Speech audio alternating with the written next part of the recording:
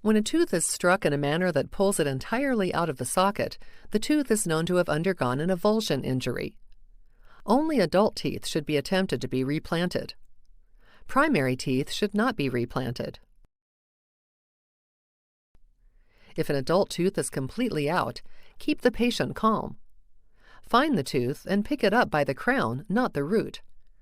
If the tooth has picked up any dirt or debris, wash it for no more than 10 seconds under cold running water, and then attempt to reposition it. Hold it in position. You can do this by biting into a handkerchief or folded tissue.